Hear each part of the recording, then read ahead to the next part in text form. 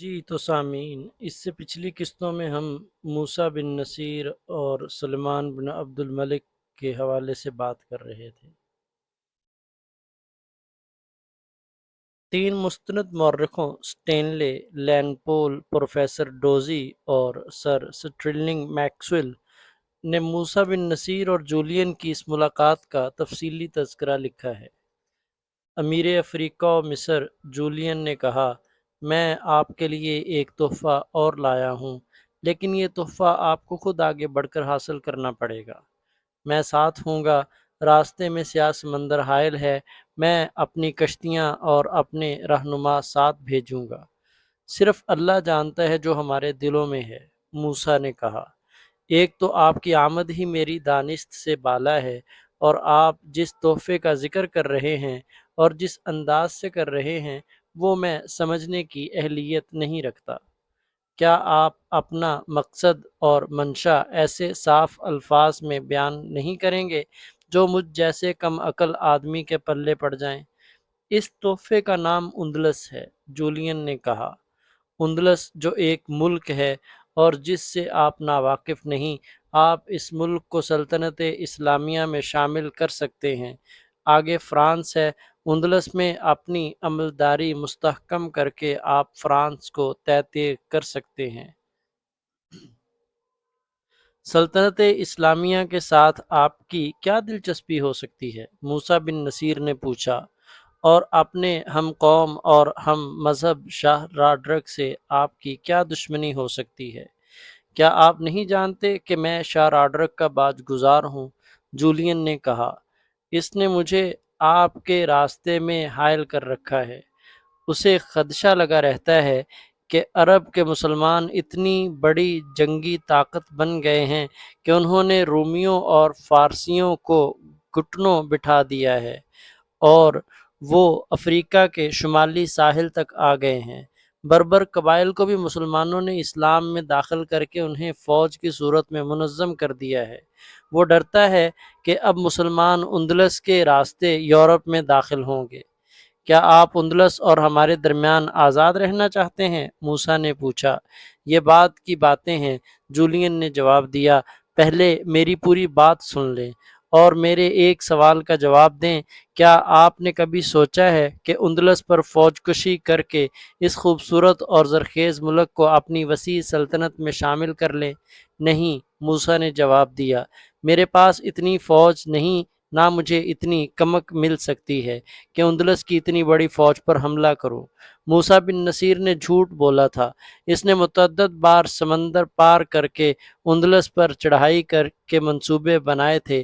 اس نے اپنے سالاروں کے ساتھ بھی بات کی اور وہ خلیفہ کو قائل کرنا چاہتا تھا کہ اسے اندلس پر حملے کی اجازت دے دے۔ اس وقت خلیفہ ولید بن عبد الملک تھا، جو ہمیشہ بیرونی ملکوں پر حملوں کے حق میں رہتا تھا۔ محمد بن قاسم کو اسی نے ہندوستان پر حملے کے لیے بھیجا تھا۔ موسیٰ اپنی ایک کمزوری کو پیش نظر رکھتا تھا، وہ یہ تھی کہ عربوں کو ابھی بحری لڑائی کا تجربہ نہیں ہوا تھا۔ جہاز رانی میں تو عرب خصوصی مہارت رکھتے تھے، لیکن بحری لڑائی کے کچھ داؤ پیچ تھے جن سے عرب ابھی واقف نہیں ہوئے تھے۔ اندلس اور افریقہ کے درمیان سمندر حائل تھا۔ اندلس پر حملے کی صورت میں اندلس کے جنگی جہاز انہیں سمندر میں روک سکتے تھے، مگر مسلمان سمندر میں لڑنے کے قابل نہیں تھے۔ جولین کو موسیٰ نے جواب دیا کہ اس نے اندلس پر حملے کی کبھی سوچی ہی نہیں۔ اسے شک ہو گیا تھا کہ جولین یہ بھید لینے آیا ہے کہ اندلس کے متعلق مسلمانوں کے عزائم کیا ہیں۔ اسے یہ شک بھی ہوا کہ جولین یہ جائزہ بھی لینے آیا ہے کہ مسلمان اگر ہاتھ پہ ہاتھ دھرے بیٹھے ہیں تو ان پر حملہ کر کے انہیں افریقہ اور مصر سے بے دخل کر دیا جائے۔ آپ کو شاید معلوم نہیں، جولین نے کہا، کہ اندلس قدرت کا ایک شاہکار ملک ہے۔ ہر طرف سبزہ اور لہلہاتے کھیت، درخت اتنے زیادہ اور اتنے خوشنما کہ مردے بھی دیکھیں تو سانس لینے لگے۔ اندلس دریاؤں اور ندیوں کی سرزمین ہے۔ یہ سبز پوش پہاڑوں اور روح افزا وادیوں کا ملک ہے۔ وہاں کی زمین سونا اگلتی ہے۔ اس زمین میں خزانے دفن ہیں۔ آپ وہاں جائیں گے تو عرب کے ریگزاروں اور افریقہ کے سنگلاخ زمین کی طرف رخ نہیں کریں گے۔ وہاں کے لوگ حسین ہیں۔ وہاں کی عورتوں کا حسن مسحور کر دیتا ہے۔ آپ نے جنت کی باتیں سنی ہوں گی جو مرنے کے بعد ملے گی، معلوم نہیں کسے ملتی ہے کسے نہیں ملتی۔ اندلس میں آپ جائیں گے تو پکار اٹھیں گے کہ یہی وہ جنت ہے جس کا وعدہ خدا نے کیا ہے۔ امیر افریقہ، آپ کیا سوچ رہے ہیں؟ اندلس کا دروازہ میرے اختیار میں ہے، میں کھول دوں گا۔ مورخ لکھتے ہیں کہ جولین نے اندلس کے قدرتی حسن اور زرخیزی وغیرہ کو ایسے دل نشیں الفاظ اور انداز سے بیان کیا کہ موسیٰ بن نصیر پر سحر سا طاری ہو گیا۔ لیکن وہ معمر اور تجربہ کار آدمی تھا۔ وہ عیسائیوں اور یہودیوں کی سحر انگیزیوں اور دلکش فریب کاریوں سے واقف تھا۔ اس نے اشارہ کیا، سب آدمی اس کے اپنے اور جولین کے بھی باہر چلے گئے۔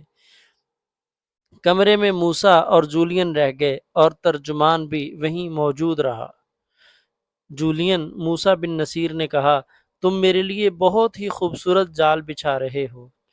کیا تم عقل سے اتنے عاری ہو گئے ہو کہ یہ بھی سوچنے کے قابل نہیں رہے کہ جس پر تم اپنی زبان کا سحر طاری کرنے چلے ہو وہ بہت سے میدانوں کا کھلاڑی ہے اور اس کی نظریں زمین کی تہوں میں بھی جھانک سکتی ہیں؟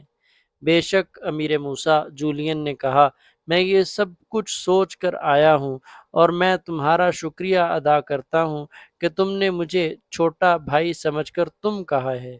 اجازت دو کہ میں بھی تمہیں تم کہوں۔ اس نے دونوں ہاتھ موسیٰ کی طرف بڑھا کر کہا، میری دلی دوستی قبول کرو اور میرے دل میں جو مخفی ہے وہ بھی سن لو۔ موسیٰ بن نصیر نے اس کے دونوں ہاتھ اپنے دونوں ہاتھوں میں لے لیے۔ چند لمحوں بعد جولین نے اپنے ہاتھ موسیٰ کے ہاتھوں سے نکال لیے اور اٹھ کھڑا ہوا۔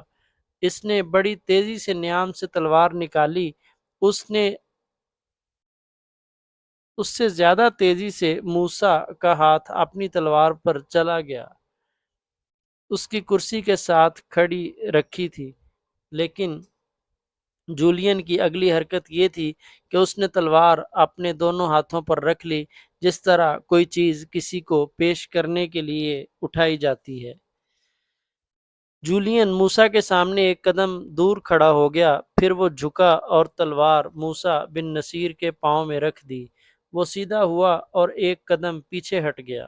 امیر موسیٰ، جولین نے پرجوش اور جذباتی لہجے میں کہا، یہ وہ تلوار ہے جو کبھی جھکی نہیں۔ اس نے دشمنوں کی اکڑی اور تنی ہوئی گردنیں کاٹی ہیں۔ گستاخی نہ سمجھنا موسیٰ، اسے تکبر اور غرور نہ سمجھنا۔ یہ وہ تلوار ہے جسے تم بھی نہیں جھکا سکے۔ تمہاری بربر فوج بھی اس تلوار کی چمک دیکھ کر سیوستہ کے قلعے سے پیچھے ہٹ گئی تھی۔ آج یہ تلوار تمہارے قدموں میں پڑی ہے۔ کوئی بادشاہ، کوئی سالار اتنی آسانی سے اپنی تلوار اپنے دشمن کے قدموں میں نہیں رکھ دیا کرتا، لیکن تم میرے دشمن نہیں، اب ہم بھائی ہیں، دوست ہیں۔ آج ایک دوست اپنے دکھ اپنے دوست کے سینے میں ڈالنے آیا ہے۔ قبول کرو گے موسیٰ؟ موسیٰ بن نصیر نے جھک کر اپنے قدموں سے جولین کی تلوار اٹھائی اور اپنے ہاتھوں پر رکھ کر جولین کو پیش کی۔ مجھے مسرت ہوئی یہ دیکھ کر کہ تم نے مجھے دوستی اور بھائی کہا ہے۔ موسیٰ نے کہا، میں تمہاری تلوار کی قدر کرتا ہوں۔ موسیٰ نے اس کی تلوار اپنے ہاتھوں میں اس کی نیام میں ڈال دی اور کہا، کیا اب میرا دوست اپنے دل کا دکھ مجھے سنائے گا؟ ہاں، جو سنانے آیا ہوں وہ سنا کے جاؤں گا۔ جولین نے کہا، اگر امیر موسیٰ کی بیٹی کو کوئی بے آبرو کر دے تو موسیٰ اسے کیا سزا دے گا؟ جرم ثابت ہونے پر مجرم کو سنگسار کر دیا جائے گا، موسیٰ نے جواب دیا، اور اگر مجرم کسی ملک کا بادشاہ ہو تو موسیٰ اس کی بادشاہی کی اینٹ سے اینٹ بجا دے گا، موسیٰ نے کہا۔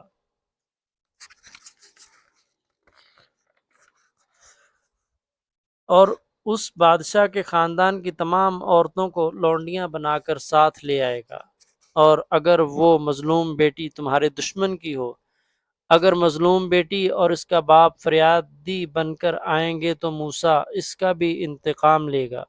موسیٰ نے جواب دیا، لیکن یہ دیکھنا ضروری ہوگا کہ اپنی سلطنت کسی خطرے میں تو نہیں پڑ جاتی۔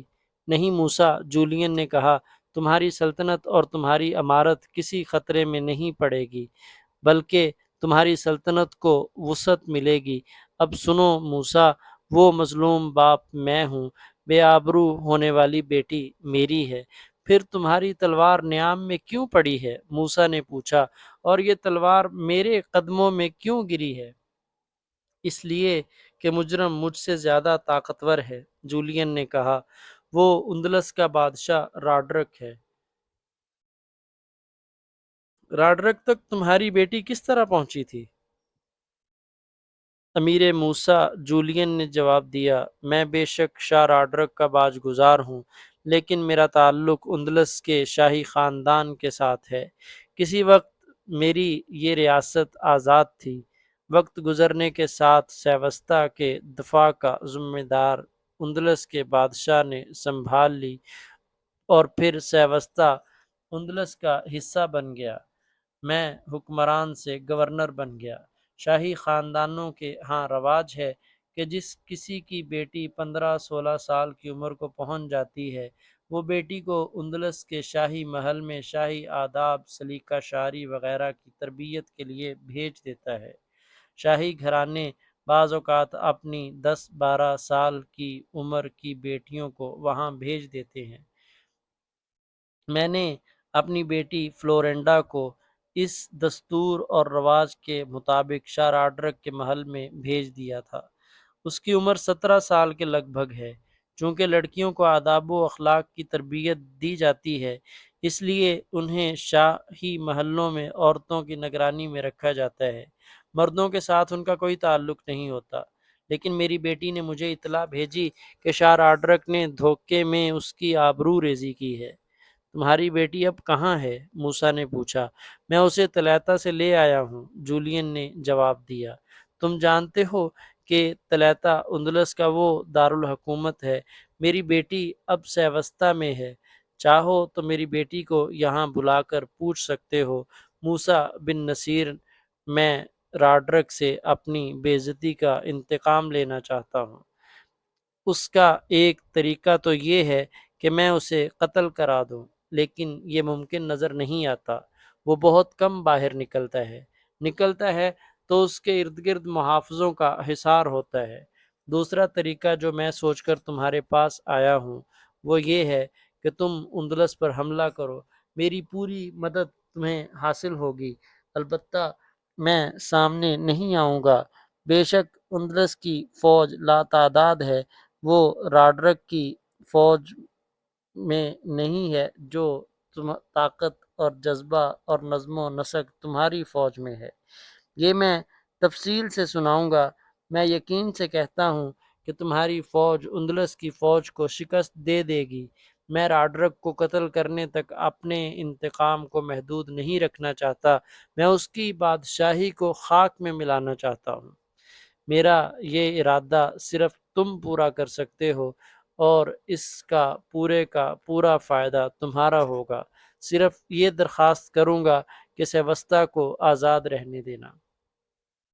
یہ تاریخ کا ایک مشہور واقعہ ہے جسے مورخوں اور بعد کے تاریخ دانوں نے تفصیل سے بیان کیا ہے۔ اس واقعہ پر ڈرامے بھی سٹیج پر کھیلے جاتے رہے، اور یہ واقعہ ناولوں کا موضوع بھی بنا رہا۔ جولین کی 2 بیٹیاں تھیں، ایک کا نام فلورنڈا اور دوسری کا میری تھا۔ فلورنڈا جوں جوں بڑی ہوتی جا رہی تھی، اس کا حسن نکھرتا جا رہا تھا۔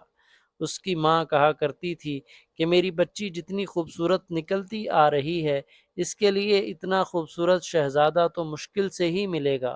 ماں کو معلوم نہیں تھا کہ اس کی بچی نے اپنے لیے ایک شہزادے کا انتخاب عمر کے 14ویں سال میں ہی کر لیا ہے، اور وہ شہزادہ نہیں، وہ شاہی استبل کے ایک شاہ سوار کا بیٹا تھا۔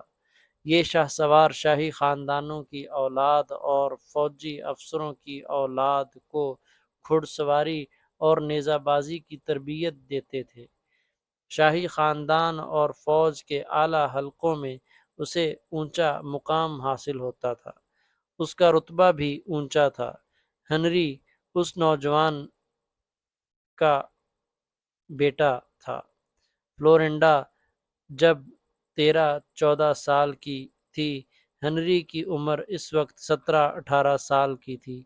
ہنری کو باپ نے لڑکپن میں ہی شاہ سوار بنا دیا تھا، نیزہ بازی کا بھی وہ ماہر ہو گیا تھا۔ 14 سال کی عمر میں جولین نے اپنی بیٹی فلورنڈا کو گھڑ سواری کے لیے ہنری کے پاس بھیجا۔ فلورنڈا صبح اور شام گھڑ سواری کے لیے جانے لگی۔ میری بیٹی کو لڑکی نہ سمجھنا، جولین نے ہنری کے باپ کو ہدایت دیتے ہوئے کہا۔ تم جانتے ہو میرا کوئی بیٹا نہیں، شاید یہی وجہ ہے کہ یہ لڑکی بیٹی کی بجائے بیٹا بنتی جا رہی ہے۔ میرے لیے وہ بیٹے کی کمی پوری کر رہی ہے۔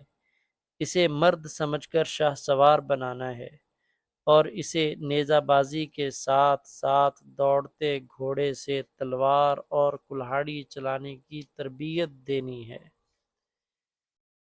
1.5-2 مہینوں میں فلورنڈا گھڑ سواری میں اتنی پختہ ہو گئی کہ اس کے نیچے گھوڑا لمبے کھڈ اور اونچی رکاوٹیں پھیلانگ جاتا تھا۔ اس کا استاد اسے اکیلے دور نہیں جانے دیتا تھا، لیکن فلورنڈا شہزادی تھی۔ وہ استاد پر اپنا حکم چلا کر گھوڑا لے جاتی تھی۔ استاد ڈرتا تھا کہ یہ لڑکی اکیلی کہیں جنگل میں کوئی رکاوٹ پھیلانگتی ہوئی گھوڑے سے گر نہ جائے، اور وہ اس کے نیچے آ گئی تو استاد کی شامت آ جائے گی۔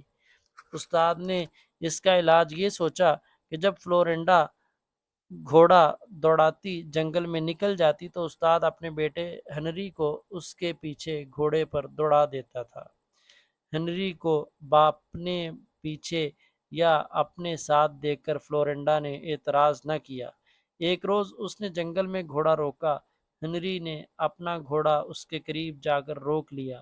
فلورنڈا نے اس کی طرف دیکھا اور اس کے ہونٹوں پر تبسم آ گیا۔ ہنری مردانہ حسن اور وقار کا مجسمہ تھا۔ اس کے جسم کی ساخت بتاتی تھی کہ مرد میدان ہے۔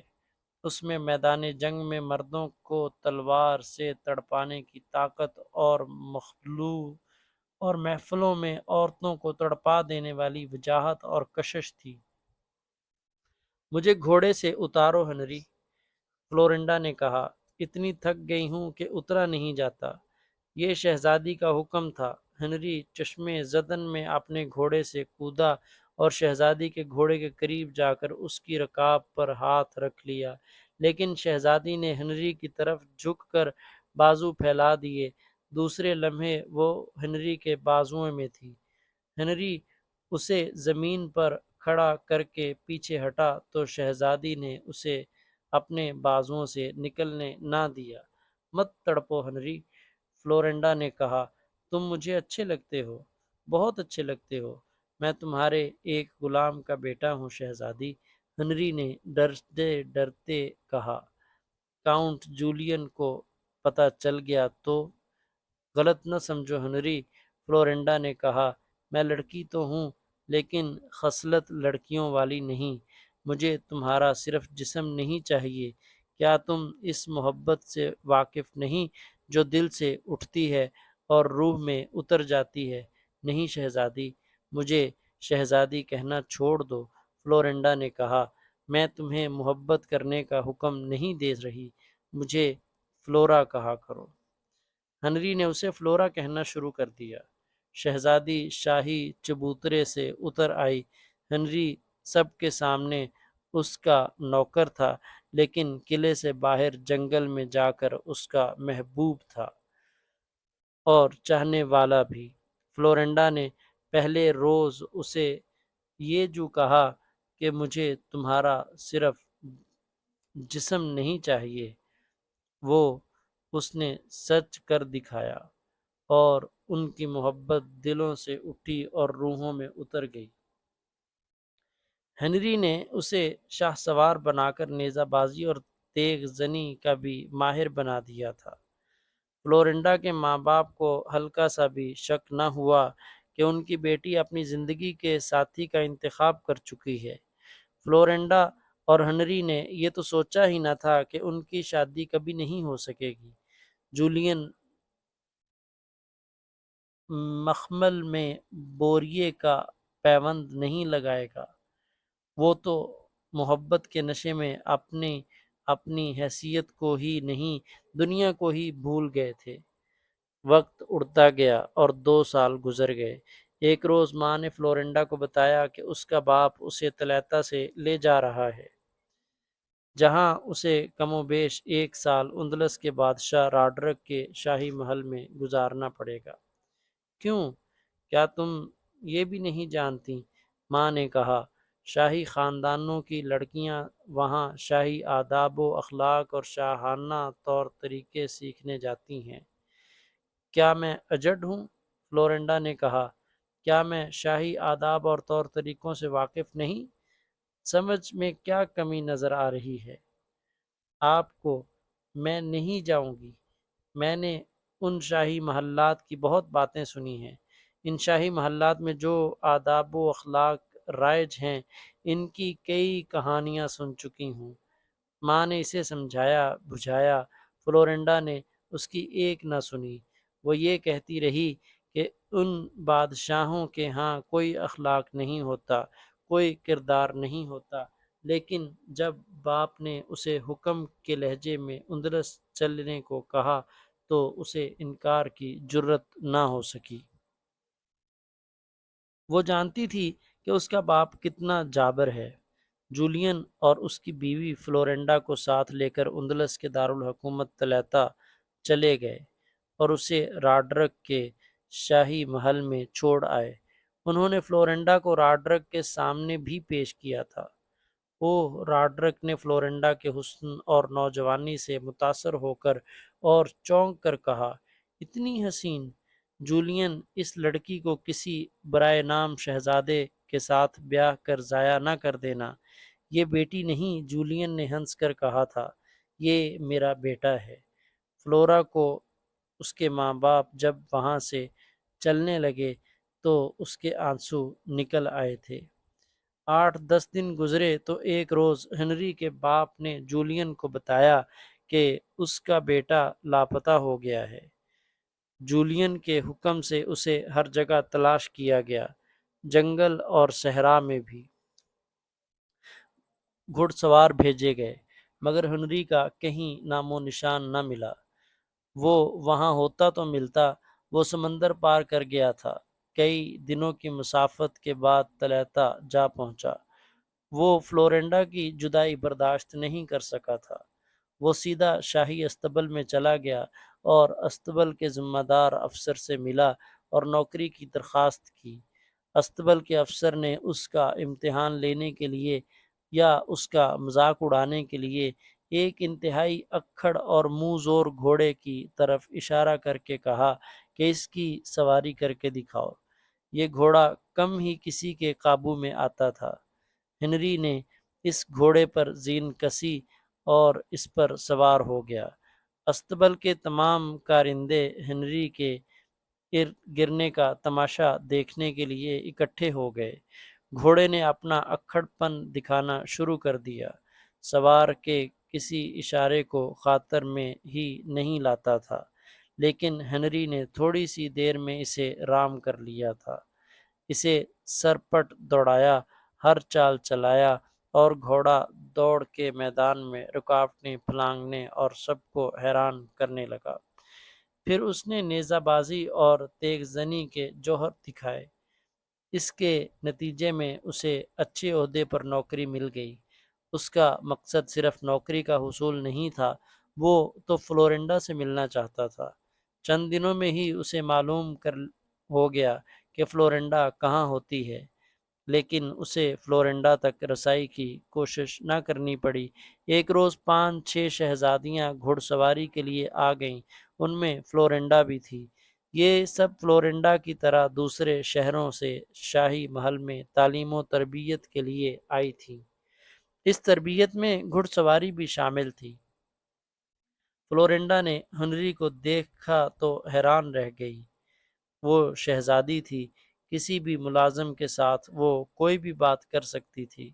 وہ سیدھی ہنری کے پاس پہنچی اور بلند آواز سے اس کے ساتھ باتیں کرنے لگی تاکہ کسی کو شک نہ ہو۔ تمہارا نام کیا ہے؟ اس نے ہنری سے پوچھا۔ آگسٹس۔ ہنری نے اپنا نام غلط بتایا۔ یہاں اس نے سب کو اپنا یہی نام بتایا تھا۔ میں نے تمہیں پہلے بھی کہیں دیکھا ہے، فلورنڈا نے کہا۔ دیکھا ہوگا شہزادی، ہنری نے کہا، میں کئی جگہوں پر رہا ہوں۔ باقی شہزادیاں بھی ان کے ارد گرد آن کھڑی ہوئی تھیں۔ وہ ہنستے کھیلنے کے موڈ میں ہی آئی تھیں۔ استبل میں تمہارا کیا کام ہے؟ فلورنڈا نے پوچھا۔ یہ بڑا اچھا سوال ہے شہزادی، استبل کا افسر جو پاس ہی کھڑا تھا اس نے کہا۔ شاہ سوار ہے، آج اسی کو ہمارے ساتھ بھیجو۔ فلورنڈا نے کہا، میں دیکھتی ہوں کہ یہ کتنا شاہ سوار ہے۔ اس روز ہنری کو شہزادیوں کے ساتھ بھیج دیا گیا۔ قلعے کے باہر جا کر فلورنڈا نے اپنی ساتھی شہزادیوں سے کہا کہ وہ اس شاہ سوار کے ساتھ گھوڑا دوڑا کر دیکھے گی کہ یہ گھڑ سواری کا کتنا کچھ ماہر ہے۔ دوسرے لمحے فلورنڈا اور ہنری کے گھوڑے پہلو بے پہلو سرپٹ دوڑتے جا رہے تھے۔ وہ ہری بھری پہاڑیوں کے اونٹ میں چلے گئے۔ کچھ وقت بعد وہ پہاڑیوں میں سے نکلے۔ انہوں نے دل کی ساری باتیں کر لی تھیں۔ ہنری نے فلورنڈا کو بتایا کہ وہ سیوستا میں کسی کو بتائے بغیر یہاں آ گیا ہے۔ فوراً واپس چلے جاؤ، فلورنڈا نے اسے کہا۔ میرے باپ کو پتہ چل گیا کہ تم یہاں ہو تو پہلا شک یہ ہوگا کہ تم میرے لیے یہاں آئے ہو۔ سیوستا کا شاہی نوکری چھوڑ کر یہاں نوکری کرنے کی اور کوئی وجہ نہیں جو تم کسی کو بتا کر مطمئن کر دو گے۔ کچھ دن اور رہنے دو فلورنڈا، ہنری نے کہا۔ ایک دو اور ملاقاتوں کا موقع پیدا کر دو، پھر میں چلا جاؤں گا۔ اپنے باپ کو سب کچھ بتاؤں گا کہ سیوستا سے جی اکتا گیا تھا، اس لیے اندلس کی سیر کو نکل گیا تھا۔ محل کے ارد گرد باغات تھے جن میں گھنے درخت، پھولدار پودے اور بیلیں تھیں، اور بعض گوشے پٹڑیوں اور بیلوں سے ڈھکے ہوئے تھے۔ فلورنڈا نے ہنری کو ایسا ہی ایک گوشہ بتایا اور ایک راستہ بھی بتایا جو اس گوشے تک جاتا تھا، لیکن آدھی رات کے بعد اس سے پہلے اور دن کو پکڑے جانے کا خطرہ تھا۔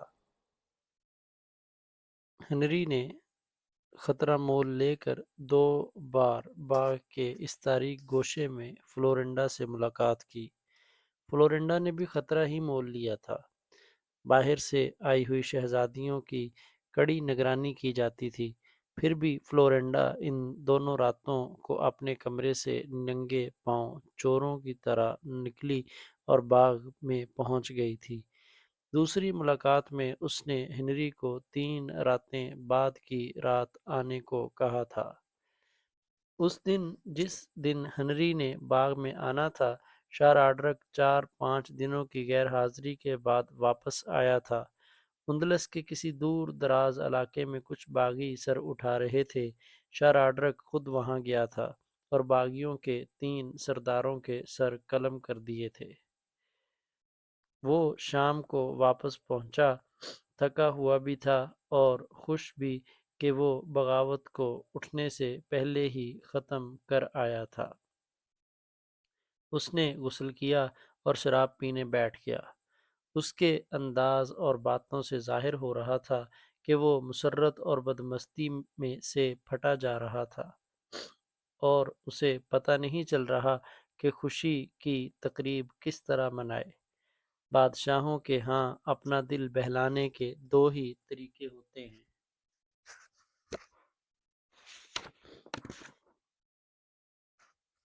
عورت اور شراب۔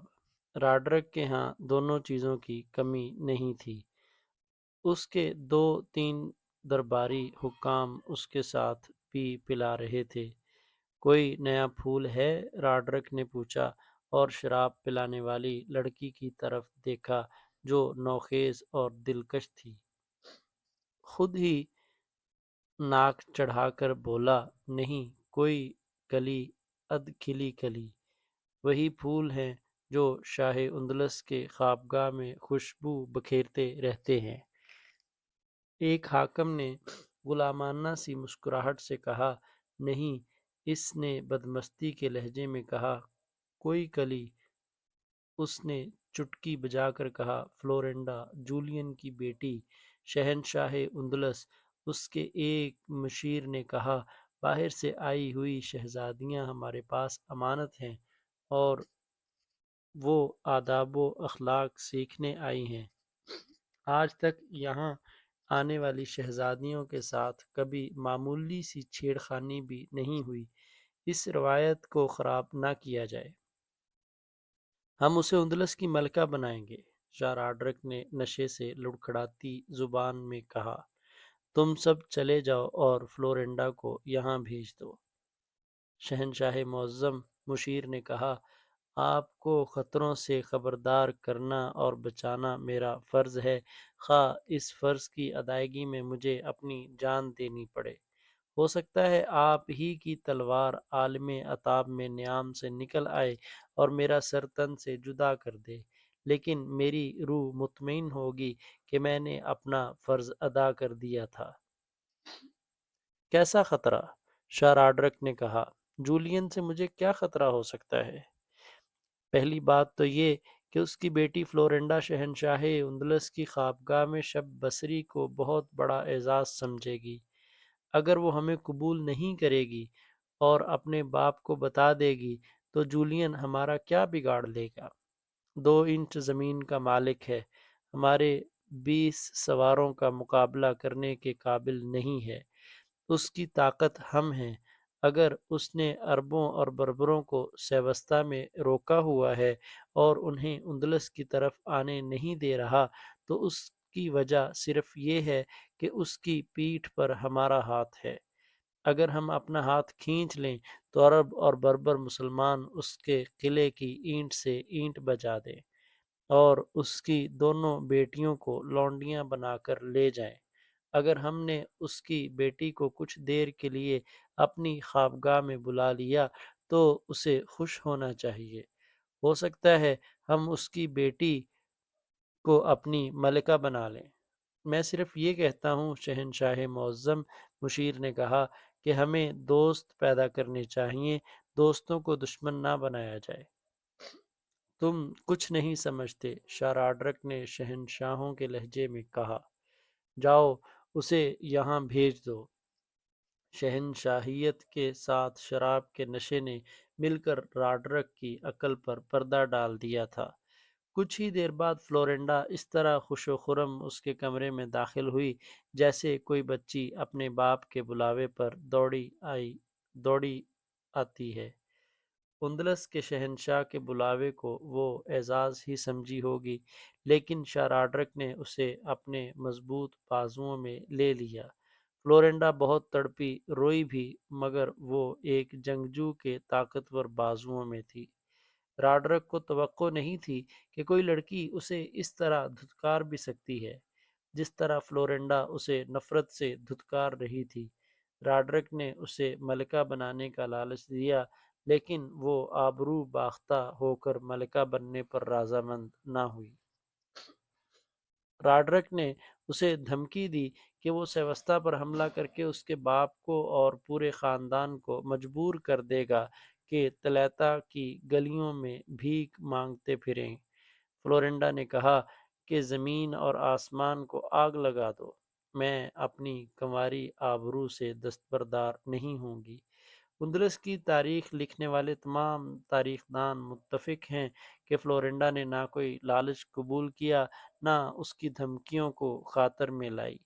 وہ اپنی پاکیزگی اور دوشیزگی کے واسطے دیتی رہی، لیکن شہنشاہیت اور شراب نے راڈرک کو وحشی درندہ بنا دیا تھا۔ 16 برس کی لڑکی اس سے اپنی پاکیزگی اور دوشیزگی نہ بچا سکی۔ یہ رات کے پہلے پہر کا واقعہ ہے۔ آدھی رات گزرتے ہی ہنری نے شاہی باغ کی باڑ اس تاریک جگہ سے پھلانگی جہاں سے وہ پہلے 2 بار گزر کر باغ میں داخل ہو چکا تھا۔ وہ باڑ کے ساتھ ساتھ جھکا جھکا اس جگہ پہنچ گیا جہاں پہلے فلورینڈا اسے مل چکی تھی۔ وہ ابھی آئی نہیں تھی۔ اسے زیادہ انتظار نہ کرنا پڑا۔ ایک سایہ آہستہ آہستہ اس کی طرف بڑھا آ رہا تھا۔ قریب آتے آتے وہ ایک عورت کا روپ اختیار کرتا گیا۔ ہنری پہلے کی طرح 2-3 قدم اس کی طرف بڑھا، لیکن فلورینڈا کی چال ڈھال میں ذرا سا بھی جوش و خروش نہیں تھا۔ ہنری نے ہر ملاقات کی طرح اب بھی بازو پھیلا دیے، لیکن فلورینڈا اس کے بازوؤں میں جانے کی بجائے اس کے بازوؤں کو جھٹک کر اس طرح گھاس پر بیٹھ گئی جیسے گر پڑی ہو۔ کیا ہوا فلورا؟ ہنری نے گھبرائے ہوئے لہجے میں پوچھا اور اس کے پاس بیٹھ گیا۔ مجھ سے دور رہو ہنری، فلورینڈا نے روتے ہوئے کہا۔ میرے ناپاک وجود کو ہاتھ نہ لگاؤ۔ میں تمہارے قابل نہیں رہی۔ میں اپنے غیور اور بہادر باپ کو بھی منہ دکھانے کے قابل نہیں رہی۔ میں اپنے آپ کو بھی دھتکار رہی ہوں۔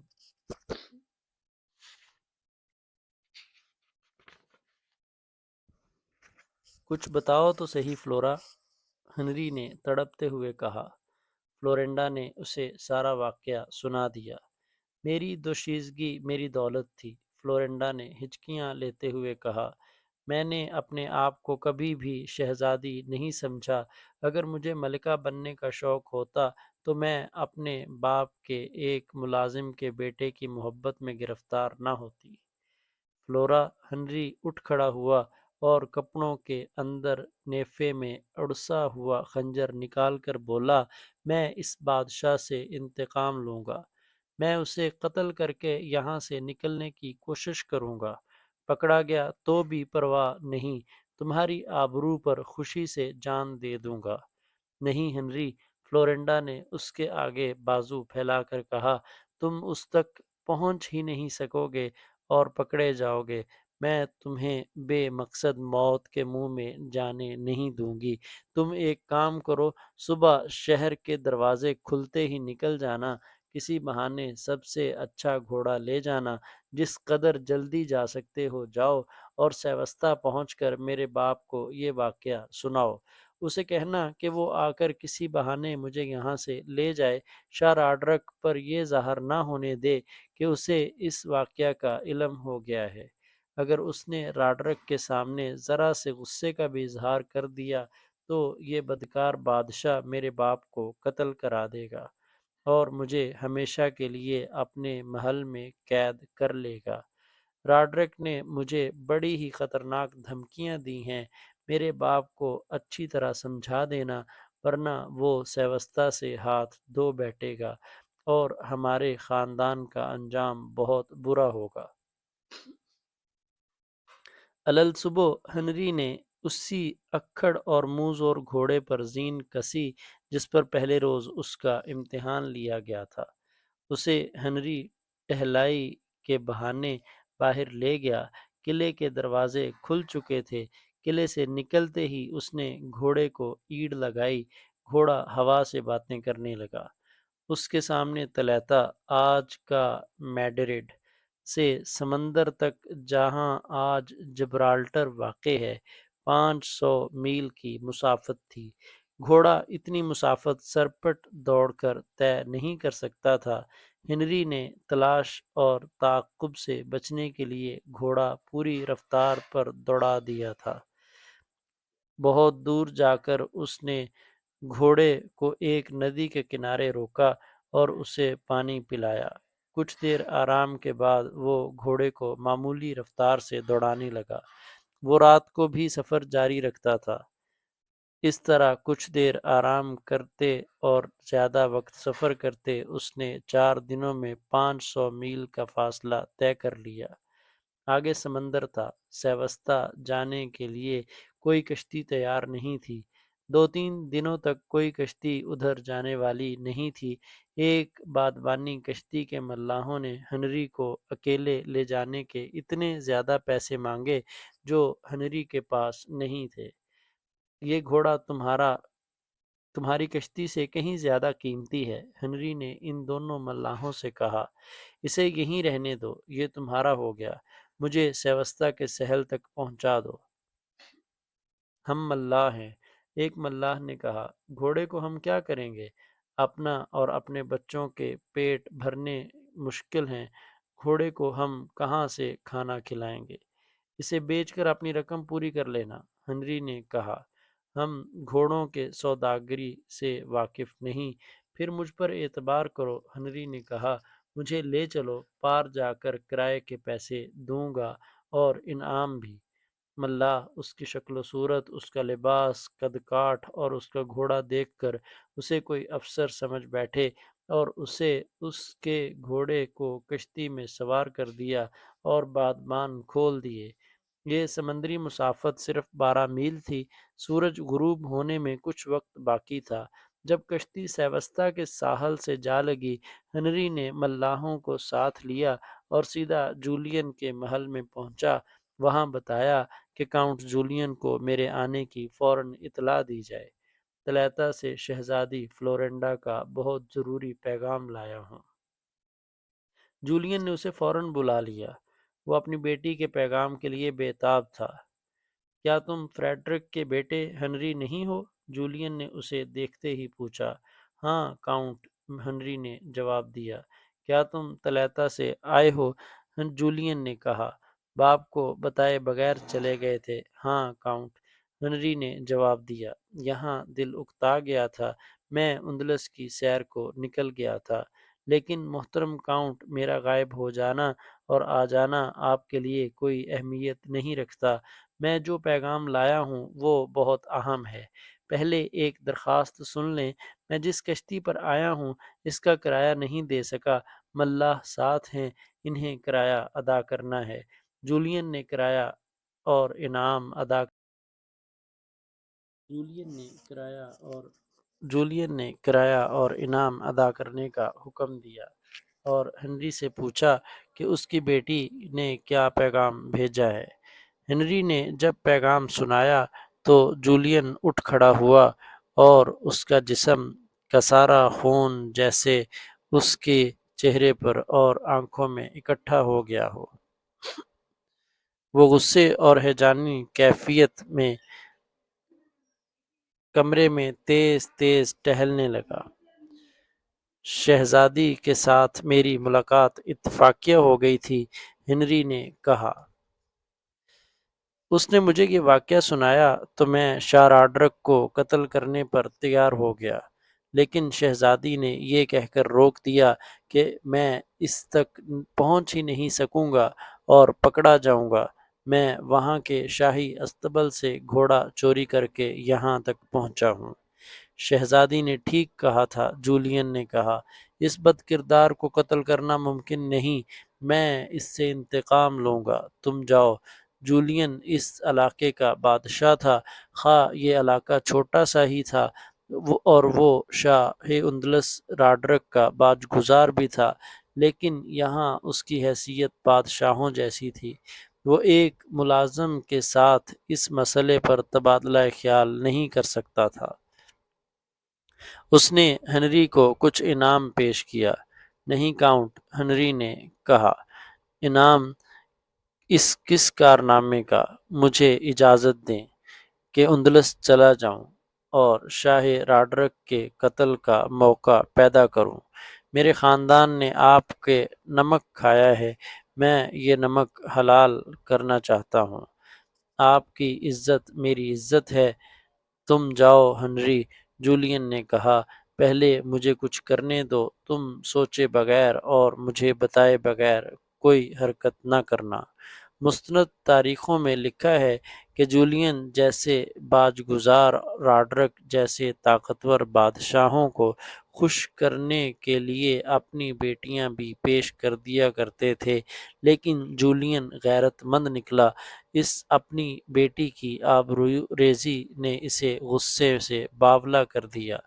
اس نے فوراً طلیطہ سے اپنی بیٹی کو واپس لانے کا فیصلہ کر لیا تھا۔ جولین کے اندلس جانے، شاہ راڈرک سے ملاقات اور فلورنڈا کو واپس سیوستہ لانے کا تفصیلی تذکرہ معروف مورخ سٹینلے لین پول نے دو مستند مورخوں پروفیسر ڈوزی اور گائنگوس کے حوالے سے کیا ہے۔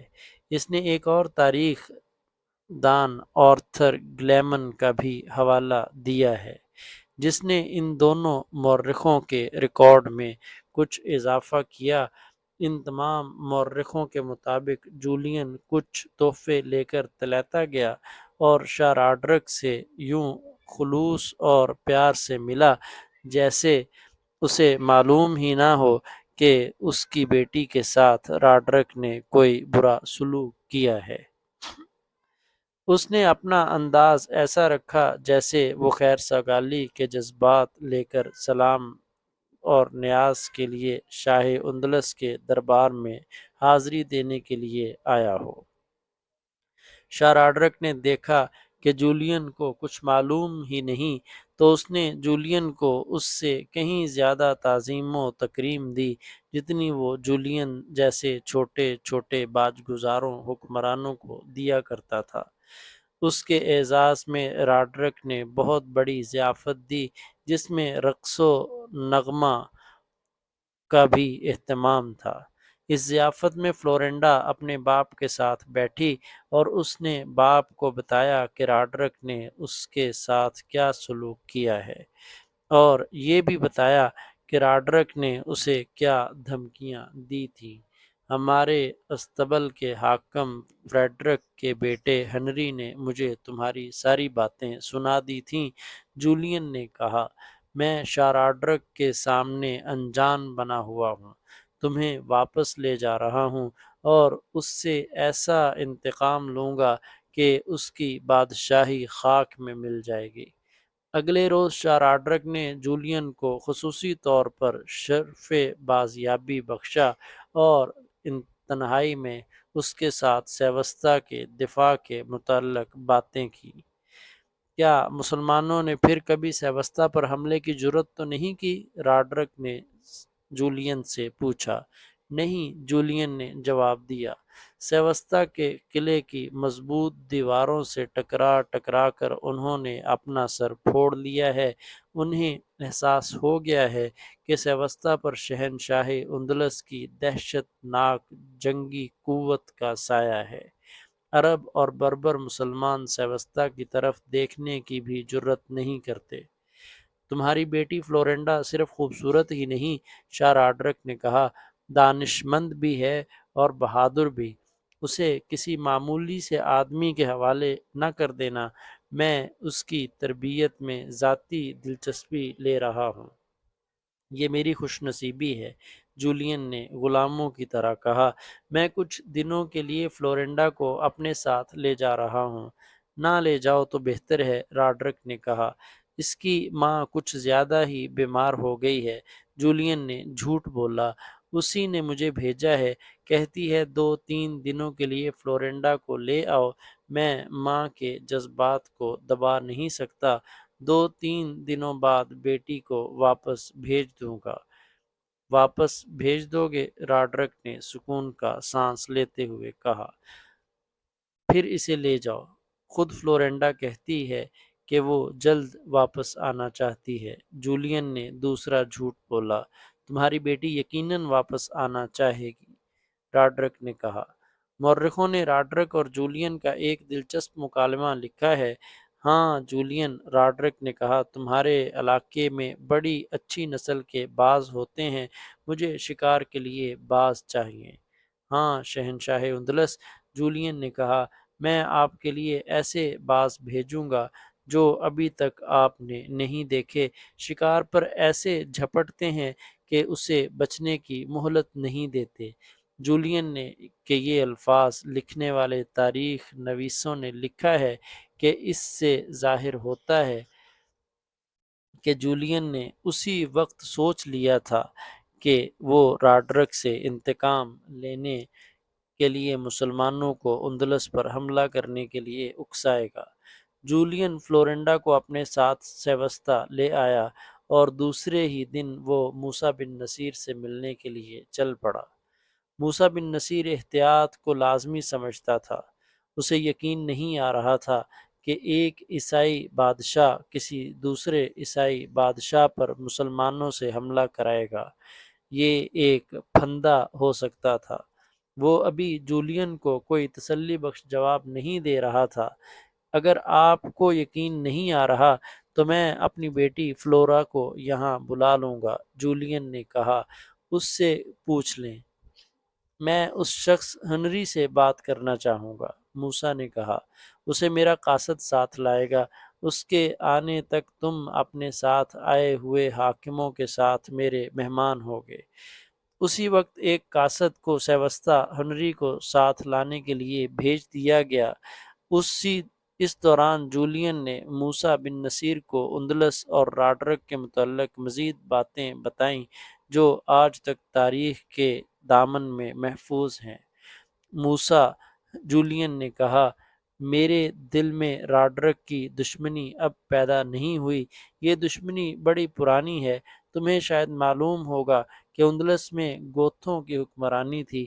راڈرک اندلس کی فوج میں جرنیل تھا۔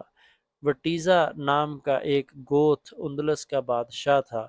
وہ فطرتاً نیک انسان تھا۔ پادریوں نے مذہب کے پردے میں خوب دولت اور جائیداد اکٹھی کر لی تھی اور وہ عیش و عشرت کی زندگی بسر کر رہے تھے۔ گرجے گناہوں کے اڈے بن گئے تھے اور موسیٰ پوپ کا حکم چلتا تھا۔ پادری منمانی کرتے تھے۔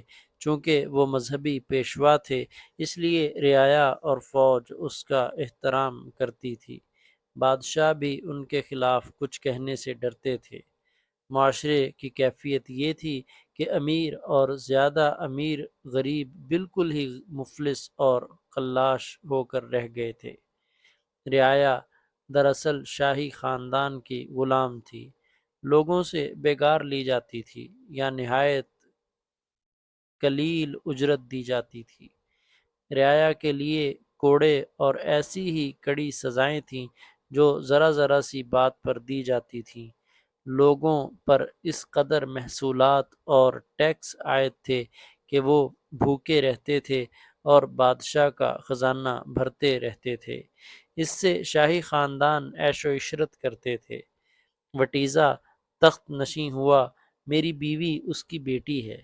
وٹیزا کے دل میں مذہب کا احترام اور عوام کی محبت تھی۔ اس نے تخت نشین ہوتے ہی گرجوں اور پادریوں کی طرف توجہ دی۔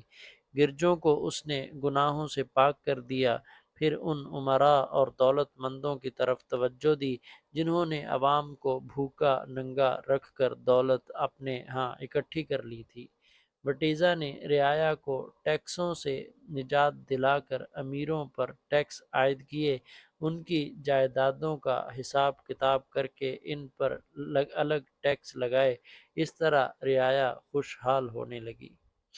مذہبی پیشوا، امراء، دولت مند تاجر اور وسیع و عریض زمینوں اور جائیدادوں کے مالک کیسے برداشت کر لیتے کہ انہوں نے عوام سے جو دولت بٹوری تھی وہ عوام کے پاس چلی جائے۔ پادریوں نے مذہب کو استعمال کیا اور فوج کو اس پر پروپیگنڈے سے بھڑکایا کہ شاہ وٹیزا مذہب میں دخل اندازی کر کے مذہبی پیشواؤں کو اپنا غلام بنانے کی کوشش کر رہا ہے۔ فوج نے شاہ کے خلاف بغاوت کر کے، جس کا لیڈر راڈرک تھا، وٹیزا کی وفادار فوج کی تعداد بہت تھوڑی رہ گئی جو باغیوں کے خلاف زیادہ دیر لڑ نہ سکی۔ باغیوں کو فتح حاصل ہوئی۔ پادریوں نے راڈرک کو بادشاہ بنا دیا۔ اس نے پہلا حکم نامہ یہ جاری کیا کہ وٹیزا کو قتل کر دیا جائے۔ چنانچہ وٹیزا کو قتل کر دیا گیا اور اندلس میں ایک بار پھر امراء، اعلیٰ حکام، شاہی خاندان، جاگیردار اور پادری عیش و عشرت میں ڈوب گئے۔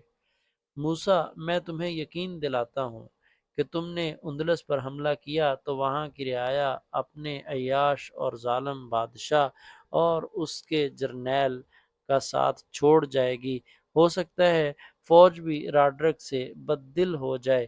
اگر تمہاری فوج جذبے اور جوش و خروش سے لڑی تو اندلس کی فوج جلدی میدان چھوڑ جائے گی۔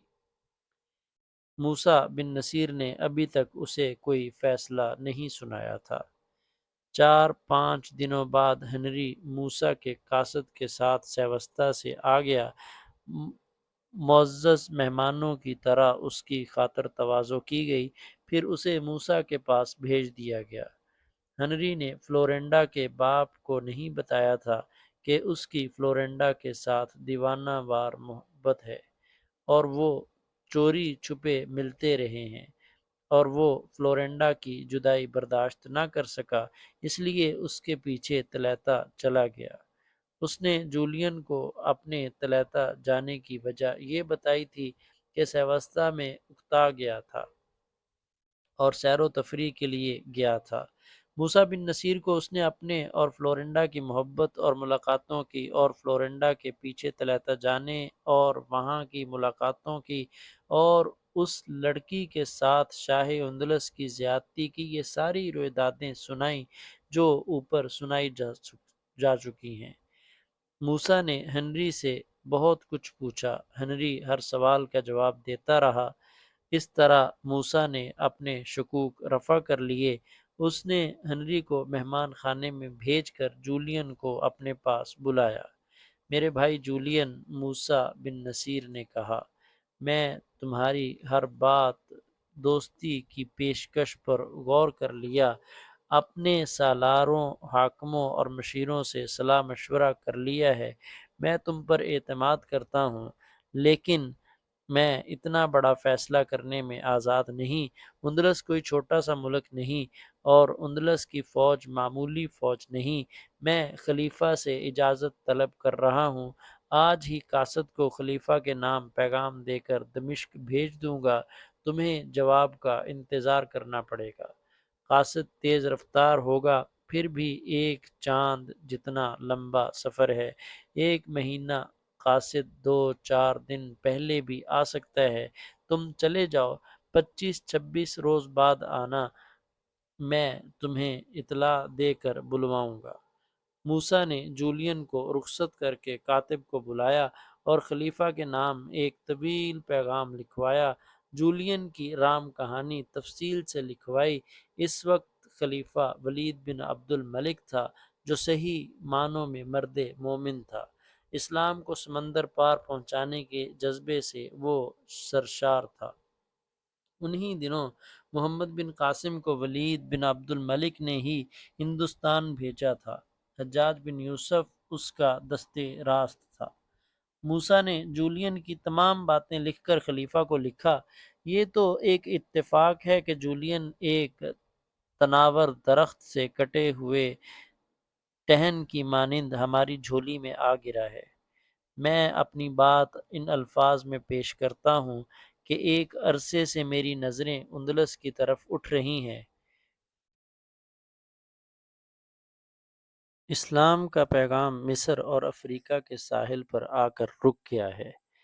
میں نے کئی بار طنجہ کے ساحل پر کھڑے ہو کر اندلس کی طرف دیکھا ہے اور سمندر کا سینہ چیر کر اندلس پر حملے کے منصوبے بنائے ہیں۔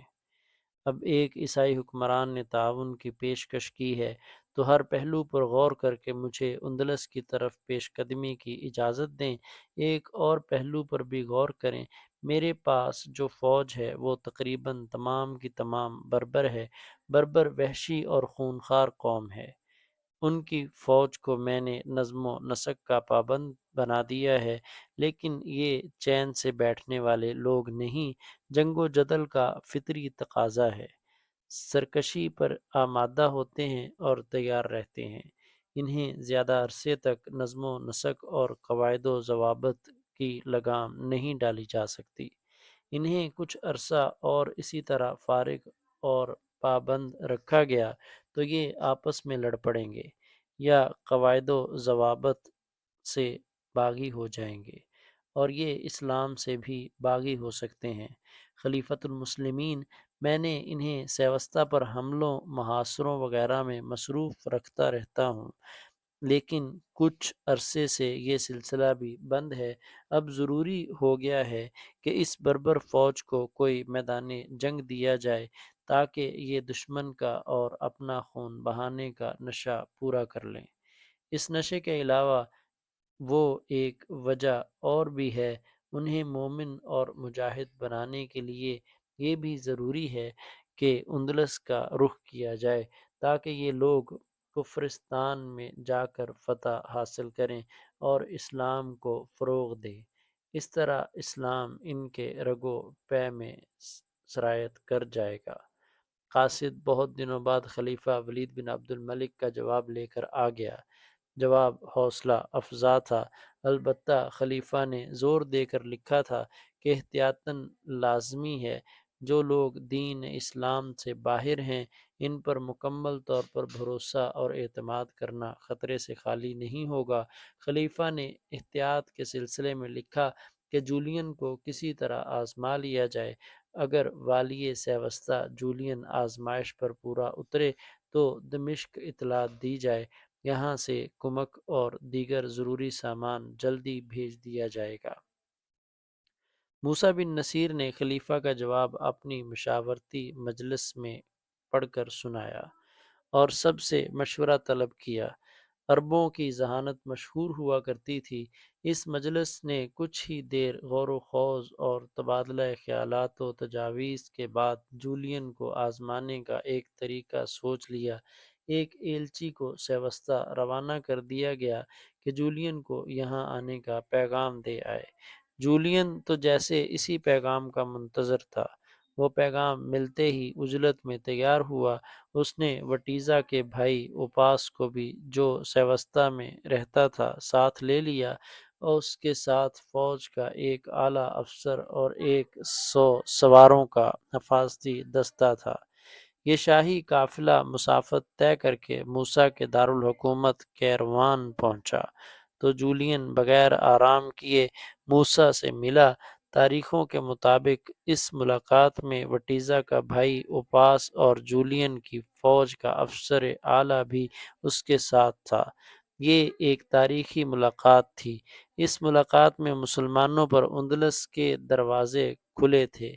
میرے بھائی جولین، موسیٰ بن نصیر نے کہا، دمشق سے اجازت آ گئی ہے، لیکن اس شرط کے ساتھ کہ تم ثابت کرو کہ اندلس کے بادشاہ راڈرک کو تم ایسا دشمن سمجھنے لگے ہو کہ حالات کیسا ہی پلٹا کیوں نہ کھا جائیں، تم اس کے ساتھ دوستی بحال نہیں کرو گے۔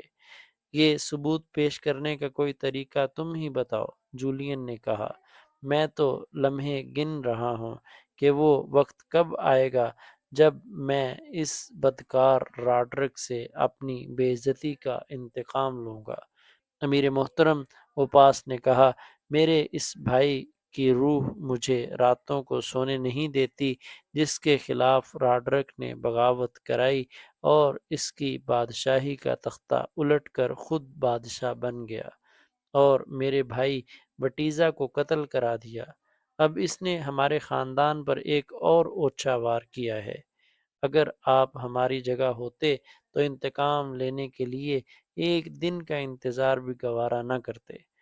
اگر آپ جتنی فوج ہمارے پاس ہوتی تو ہم مدد کی بھیک نہ مانگنے آتے۔ آپ کے دروازے پر نہ آتے۔ اب انتظار نہیں کراؤں گا۔ موسیٰ نے کہا، جولین، ایک کام کرو، رات کے اندھیرے میں سمندر پار کرو، تمہاری فوج تمہارے ساتھ ہو، اندلس کے کسی ساحلی علاقے پر حملہ کرو، اس سے پہلے کہ اندلس کی فوج آئے تم اپنی فوج کو واپس لے آؤ۔ یہ ایک ثبوت ہوگا کہ تم شاہ راڈرک کو اپنا دشمن سمجھتے ہو۔ میں تمہارے جذبہ انتقام کی شدت کا اندازہ کرنا چاہتا ہوں۔ اگر میری فوج وہاں کسی وجہ سے پھنس گئی، جولین نے کہا، اگر میری فوج کا مقابلہ زیادہ فوج سے ہو گیا تو میرا انجام کیا ہوگا؟ تمہیں برے انجام تک نہیں پہنچنے دوں گا۔ موسیٰ نے کہا، میرے دوست ساحل پر موجود ہوں گے، میں پیغام رسانی کا ایسا انتظام کروں گا کہ تم کسی مصیبت میں پھنس گئے تو وہ مجھے فوراً اطلاع دے دیں گے اور میرے دستے تمہاری مدد کو پہنچ جائیں گے۔ جولین اور اوپاس نے فوراً رضامندی کا اظہار کیا اور موسیٰ کے ساتھ مل کر انہوں نے اندلس کے ایک ساحلی علاقے پر حملہ کرنے کا پلان بنا لیا۔ وہ دونوں اسی وقت سیوستا کو روانہ ہو گئے۔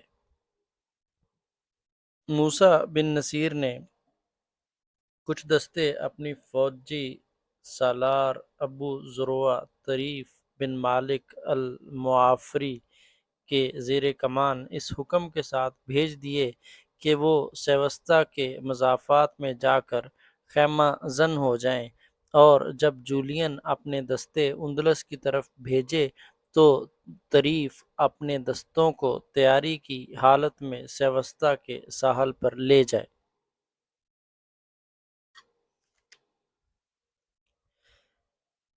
جب سالار طریف اپنے دستوں کے ساتھ سیوستا کے قریب پہنچا تو جولین نے باہر آ کر اس کا شاہانہ استقبال کیا اور طریف سے کہا کہ وہ قلعے کے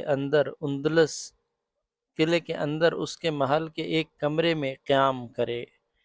کاؤنٹ جولین، سالار طریف نے کہا، ہمارے ہاں سالار اپنے آپ کو اپنے لشکر کے کسی ایک سپاہی سے بھی بلند و برتر نہیں سمجھتا کہ وہ اس سے الگ رہے۔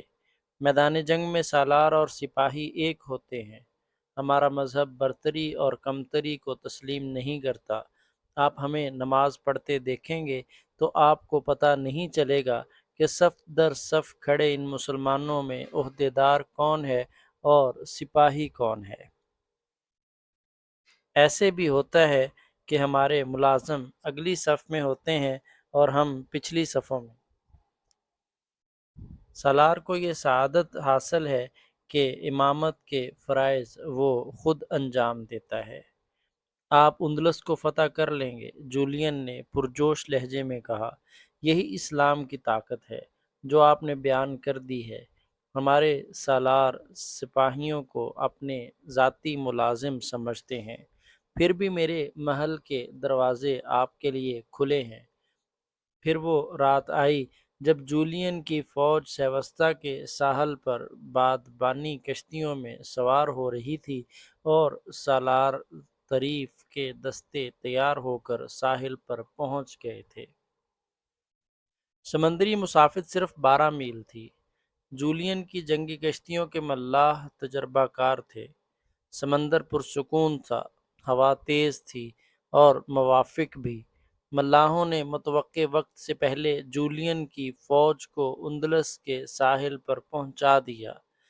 کمان اوپاس کے ہاتھ میں تھی۔ جولین ساحل پر کھڑا تھا، اس کے ساتھ اس کی بیوی اور دونوں بیٹیاں تھیں، فلورینڈا اور میری۔ فوج کی روانگی تک فلورینڈا نے باپ کے لیے ایک مسئلہ کھڑا کیے رکھا تھا۔ وہ ضد کر رہی تھی کہ مردانہ کپڑے پہن کر اپنی فوج کے ساتھ اندلس جائے گی۔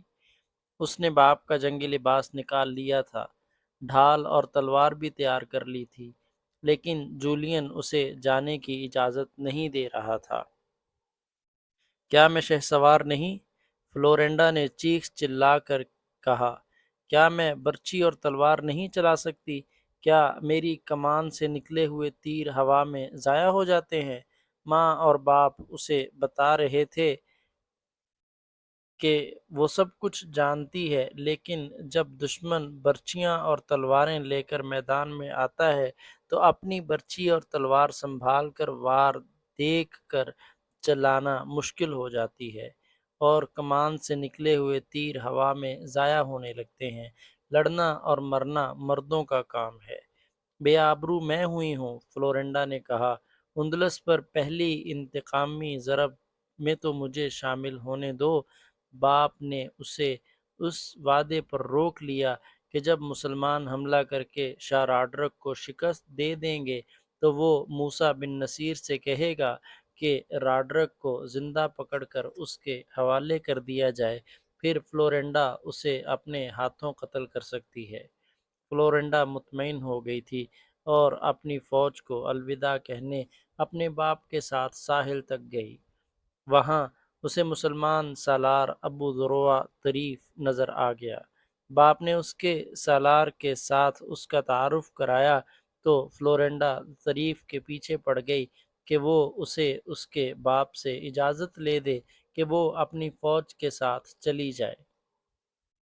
تمہارا باپ شاید تمہیں اجازت دے دے، سالار طریف نے کہا، لیکن میں تمہیں اجازت نہیں دوں گا۔ ہم عورتوں کی عزت اور آبرو پر جانے دینے والے عورتوں کو دشمن کے سامنے میدان میں کیسے بھیج دیں؟